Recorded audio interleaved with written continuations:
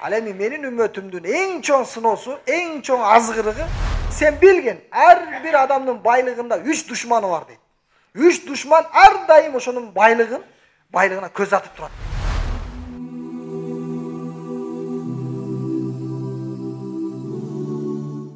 Peygamberimiz sallallahu aleyhi ve sellem'den özünün ümmetini korkup kıcalat bolusu turasında. Ukba bin Amir atu sahaba radiyallahu anhu aytat. Peygamber aleyhisselam Uhud safarında köptөгөн sahabalar dünyadan ötkön ele, şehit bolgon ele. Mına oşondan keyin Uhud safarından keyin 8 yıl ötkөндөн keyin Peygamber aleyhisselam dua kıldı. Mına oşol dua tirüler üçün dağı, dünyadan ötüp ketkenler üçün dağı Peygamber aleyhisselam'dan akırkı duasına okşop kaldı deydi. Demek Peygamber aleyhisselam'dan akırkı kılıp jatkan ümmetine duası. Emi Peygamber aleyhisselam'dan akırkı duası tirülerge degendigi, emi jakın arada Peygamber aleyhisselam ahiretke sapar tartat eken, Allah'ka jolukkanı ahiretke sapar tartıp ketet. Bul emi tirüler menen koştaşıp jatkandığı. Al emi ötüp ketken adamlar menen koştaşuusu kanday bolot dese, emi ötüp ketken adamlarga Peygamber aleyhisselam'dan daima tınımsız duaları, jana keçirimleri, istiğfarları bolup turat ele da. Emi Peygamber aleyhisselam'dan duası, istiğfarı özünün ümmetine dünyadan ötkөндөн keyin toktop kaldı. Demek ötüp ketken özünün ümmetine dağı bul duası akırkı dua siyaktı bolup kaldı da. Peygamberimiz sallallahu aleyhi ve sellem dua kıldı özünün ümmetine. Andan soň minbarga kötörülüp, minbarga çıkıp durup mınday dedi. İnni bayna aydikum farotun. Men sizlerin aldığınlardan tosup alam deydi. Farot degen söz tosup alуу, aldın ala barуу degen da. Misalı bir jamaat saparga çıkıp bara жатса, bir kançасы алдыга өтөt дагы, аларга турак жай, аларга тамак аш жана башка муктаждыктарын даярдап турат да. Tosup alat, kızmat kılat.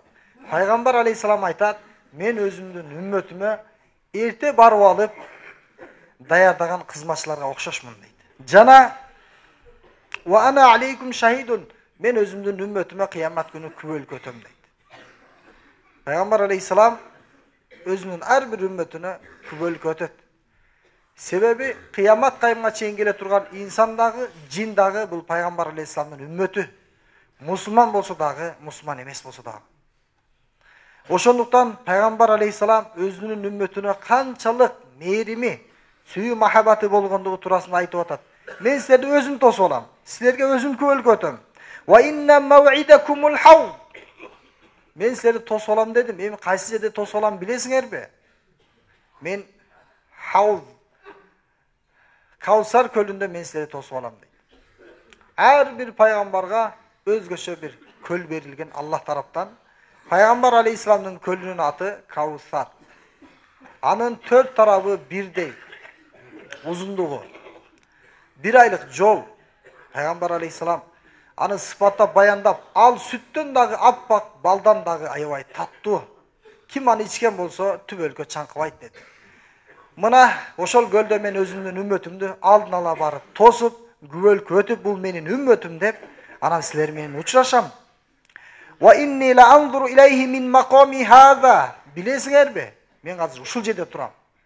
Birok uşul jerde tursam dağı men özümdün Havz Kavsar'da körüp turam deydi. Bu sözlük manisi hakikat.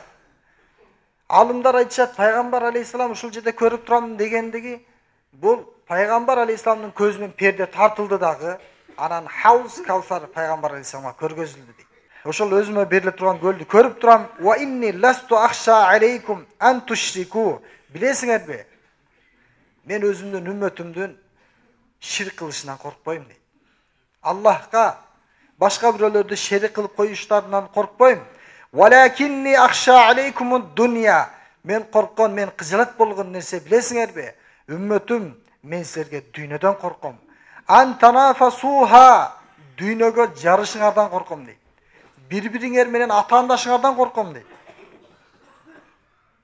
Emi Allah'ın zatına şerik kılуудан ötkөн çoğun günö jok da. Eng çoğun günö şirk. Keçirilgi salçı. тобосуз ал. Бирок пайгамбар алейхиссалам мен силерден ширктен дагы көбүрөөк дүйнөдөн коркуп жатам деген маани экен да. Эми бардыгы эле үммөтүм мушрик боло бербейт, бирок бардыгы дүйнөгө кул болуп кетсе, дүйнөдө өмүрүн өткөрүп жиберсе кандай болот? Менин эң корккон маселем үммөтүмө бул дүйнө деди. Башка бир хадисте мындай деп келет: "Инна ли кулли умматин фитна." Ар бир үммөткө өтө чоң бир сыноолуу дүрбөлөңдөр болгон. "Ва фитнату умматиял мал." Ал эми менин үммөтүмдүн эң чоң сыноосу, эң чоң азгырыгы бул мал дүйнө дейт. Ушул насатты пайгамбар алейхиссалам айтты. Ушул сөздөрдү айткан соң Уқба бин Амир ушул хадисте риваят кылган сахаба айтып жатат: "Факанат ахиру надратин назартуха ила Расулиллахи саллаллаху алейхи ва саллям." Бул менин пайгамбар алейхиссаламды акыркы көргөн мезгилим болчу. Мындан кийин мен пайгамбар алейхиссаламды көргөн жокмун, дагы пайгамбарыбызга жолуга албадым дейт. Демек, акыркы коштошуусу ушул болгон экен. Дүйнөдөн корком мен өзүмдүн үммөтүмө деп дуа кылып, дүйнөдөн үммөтүмдү сакта деп кеткен экен пайгамбар алейхиссалам. Алла бардыгыбызды дүйнөнүн сүйүү махаббатынан саклаган болсун, олак кылган болсун. Дүйнө бул биз үчүн жаралган. Ад-дунья хуликат лакум ва антум хуликтум лил ахира. Билесиңерби? Бул дүйнө жашоосу силер үчүн жаралган. А силер болсо акырет үчүн жаралгансыңар дейт. Biz dünya üçün emez, biz Allah üçün, ahiret üçün, tübölüktü жашоо üçün, бейиш üçün жаралган экенбиz. А dünya биздин зарылчылыгыбыз üçün жаралган экен. Ошондуктан дүйнөнү кылса болот. Дүйнөнү кылса зыяны жок, болгону өзүнүн эрежеси менен кылыш керек. La ba'sa bil ghina liman ittaqallaha azza ve jalla. Пайгамбарыбыз саллаллаху алейхи ва саллям айтат: "Эч кандай дүйнөнүн зыяны тийбейт" дейт үммөтүмө. Эч качан байлыктын, бийликтин зыяны тийбейт. Качан менин пендем Алладан корккон болсун дейт. Алладан корксо мейли дүйнө боло берсин, бирок зыяны тийбейт экен. Кандай Сулайман пайгамбарга тийбеген дейчи. Бардыгыбыз байлыкты жакшы көрөбүз. Байлык келсе сүйүнөбүз. Байлык жакшы нерсе, бирок анын өзүнүн жол жобосу бар экен. Туура иштете билиш керек анычы. Жанагы жашыл чөп сыяктуу деди пайгамбар алейхиссалам бир хадистечи, окшоштуруп жатат жашыл чөпкө. Кээ бир жандыктар ошону жейт, бир аз жейт, зарылчылыкка жараша жейт, анан эс алат, кепшейт, ал пайдалуу. Эми кээ бир жандыктар болсо жей берип ичи жарылып кетет. Канча уйлар бар, канча жандыктар бар, жегенин тойгонун билбейт, жей берет. Барып анан курсагы жарылып өлөт да. Ошол сыяктуу бул дүйнөнү Алла биз үчүн жаратыптыр. Эгер дүйнө болбосо сиз кантип ахиретти курасыз? Кантип садака кыласыз? Кантип сиз ажылыкка барасыз? Кантип сиз зекет бересиз, ооз ачырасыз? Дүйнө менен канча жакшы иштерди кылса болот, болгону сиз менен биз ошонун жол жобосу менен кылышыбыз керек экен. Биротоло дүйнө деп намазыбыз калып кетпеш керек. Канча адамдар айтат, намаз окусаңыз болот эле десе, мен убактым жок. Мен бошобойм мен. Намаз үчүн бошобосоңуз анда сиз ким үчүн бошойсуз? Ахирет үчүн бошобосоңуз анда сиздин өмүрүңүз анда дүйнөдө өтүп кетет анда. Анда жанагы экинчи түрдүн малга окшоп калабыз да. Ошон үчүн дүйнөсү менен биз үчүн жаралган, бирок биз дүйнө үчүн жаралган эмеспиз. Пайгамбарыбыз саллаллаху алейхи ва саллям бир хадисте дүйнөнүн 3 зыянын айтты. Эгер кимде-ким дүйнөнү максат кылса, ага 3 зыян болот дейт. Өзү зыян өтө көп да. Дүйнөнүн сүйүүсү бүт катачылыктын башы дейт. Дүйнө себептен канча бул жашоодо адам өкүнөт, акыретте өкүнөт. Анын зыяны чексиз. Бирок пайгамбар алейхиссалам өзгөчө дүйнөнүн 3 зыянын айтты да. Анан ошолорду эсептеп санап берди.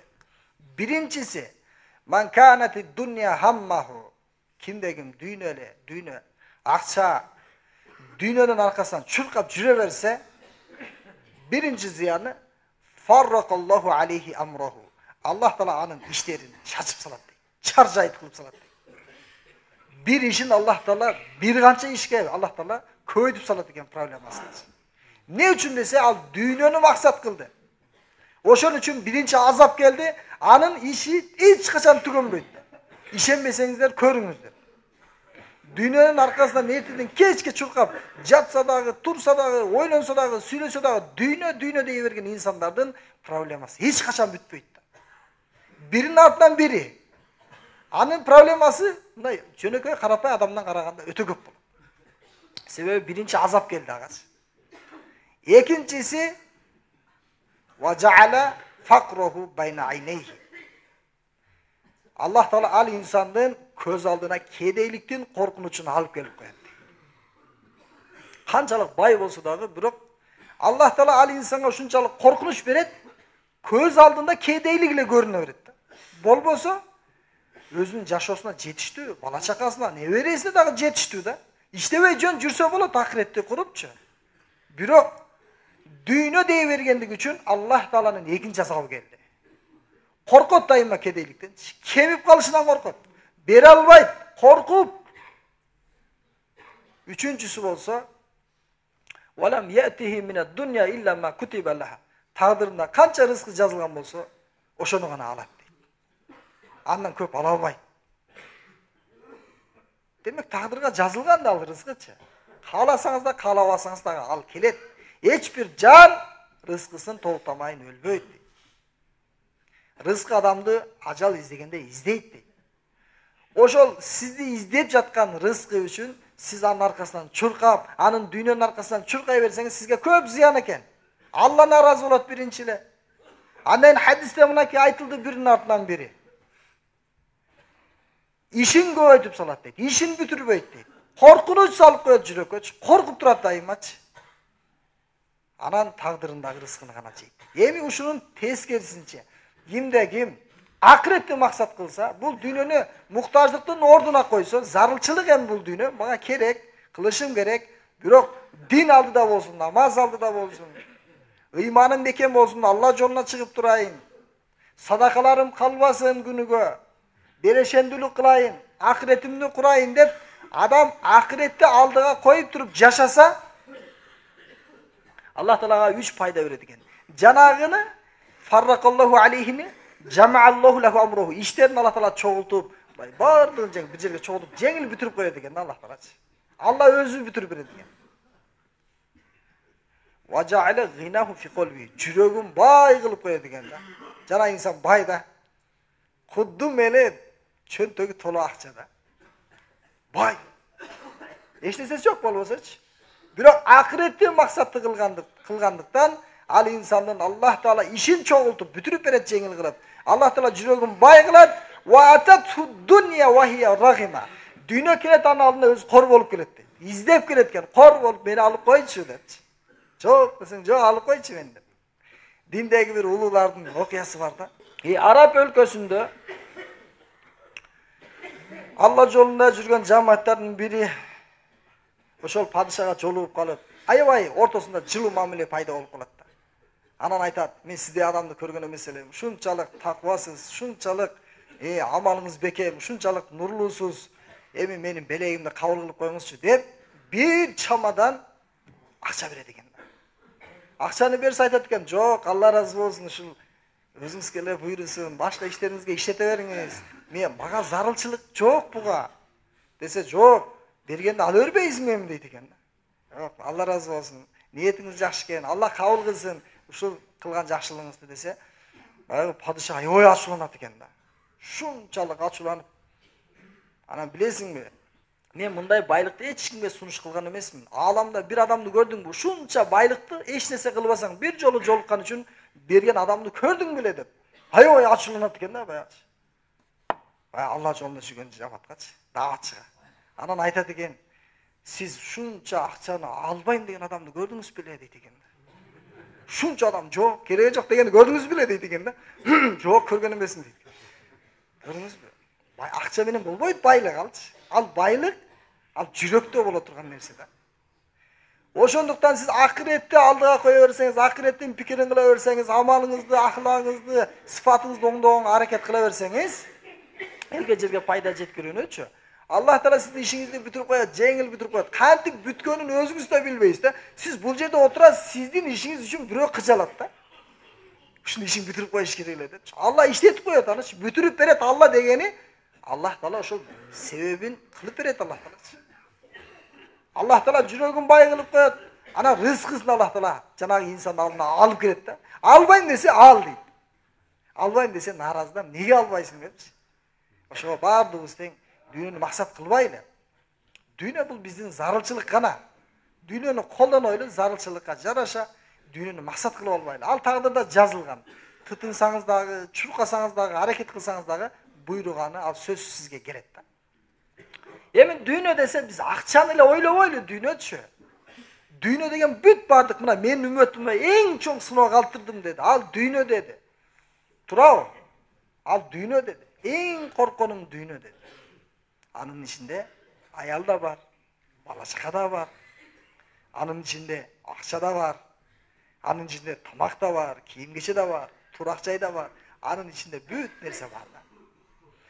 Эми Пайгамбарыбыз саллаллаху алейхи ва салламдын таква, бардык сахабалар таква эле. Өтө таква деген Абузар деген сахаба таанымал болгондо, ушунчалык дүйнөнүн сүйүүсү жүрөгүндө кыпындай дагы дүйнөгө болгон кызыгуусу жок экен. Бирок бир мезгилде дүйнөгө кызыкпайт эле Аллах Таала дүйнөнү мажбур кылып астына төшөп койду да. Ушунчалык бай бир адам келди. Ey Абузар сахаба, сиз Пайгамбар алейхисаламдын алдында жүргөнсүз. Сиз деген улуусуз, сиз деген кымбатсыз биз үчүн. Ошого биз сизге кызмат кылайлычы. Бекер эле, жөн эле сизге кызмат кылайлычы деди. Макул. Бирок менин шартым бар дейт. Качан мен бирөөгө бир жакшылык кыл дегенде байлыгымдын ичинен тандап туруп эң жакшысын бересиң дейт да. Макул берейин. Жеңилдеп турбайбы бул шартыңыз деле. Кыла алам мен аны дейт. Анан бир күнү бир адам төө сурап келгенде айтат Абузар сахаба ага айтат, төөнү берип коюп буга эң жакшысын берип кой.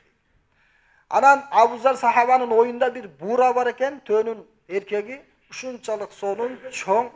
Анан өзүнүн оюнда ушул буура кетти, мен аны бердим деген, буура уже төлөнүн арасында жок деген ойдо калды да, өзүчү. Өзү берген жок. Кызматчысы эң жакшысын бериш керек эле, барат дагы караса сурап келген адам кедей. Эми буга эмне керек? Гилейген бир ургач төө берейин, сүтүн дагы саап ичет, тууса төлүн да көрөт. Эми эркектин эмне кереги бар буга? Бул бизге керек да, Абузарга керек. Анын төөлөрү көп. Баары бир биз зар болуп калабыз буга деп, анан ургачысын берип коет да. Анан коросуна келсе турат баягы бурачы. Ачууланат, чакырат кызматчыны. Sen эмне шартты бузасың? Сен айтпадың, мен сага айтпадым беле. Мага кызмат кылышың үчүн эң жакшы малымды бер деп айтпадым беле сага. А сен болсо эң жакшы бураны калтырып, башкасын берип салыпсың дейт. Ушуну билип кылдыңбы же билбей кылдыңбы? Ошону айт десем, мен билип туруп кылдым дейт. А эмнеге андай кылдың? Убадага турбадың го сен десе. Эми сизге зарыл болуп калабы, сизге пайдасы тийип калабы сизге. Эми бир зарылчылык болуп калабы сизге келечекте деп ойлодум. Десе айтат, билесиңби? Менин эң зарыл учурум кайсы учур билесиңби дейт. Ал өлүм учурунда дейт.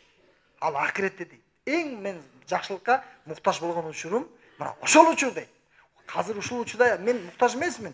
Мага эртең ушунчалык муктаждык болот, ошол учурда мага дүйнөмдүн жакшылыгы тийишин каалайм дейт. Сен билген, ар бир адамдын байлыгында 3 душманы бар дейт. 3 душман ар дайым ошонун байлыгына көз атып турат дейт. Биринчиси апат, аламдын апаты. Асман жердин балеси. Кырсыктар, оорулар, түрлүү апат. Бул тагдырдын апаты анын биринчи душманы дейт. Экинчи душманы анын мураскорлору дейт. Туугандары, жакындары дейт. Алар көз атып коет экенде, эми ушу мага тийип калабы экен депчи, ооруп жатсаң же башка болсо, экинчи душман бул дейт. Үчүнчү душманың болсо, сенин зарылчылыгың дейт, муктаждыгың дейт да. Үй салып алайын, анан тиндейин, мынтейин, анан кийин деле бошоюм, анан кийин деле жетишем, кийин деле жакшылык кылам деп отуруп, салдың, үйдү дагы салдың, шарттарды, жумуштардын баардыгын тең условияны түздүң үйдө, бирок өлүм келип калды да. Ал сиз өзүңүзгө өзүңүз душман болуп калдыңыз да. Эртең Алланын алдына барганда ар бирине жооп бериш керек, ар бир тыйынга жооп бериш керек, ар бир жакшылыкка жооп бериш керек. А сиз жакшылыктын баардыгын бул дүйнөгө таштап койдуңуз, акыретке эчтеке жок кетип калдыңыз да. Ошон үчүн дүйнө деп жүрө бербей, сиз менен биз акыретти дагы алдыга коелу. Күнүгө эртең менен ойгонгондо эле мен бүгүн акыретти курам деген ниетте.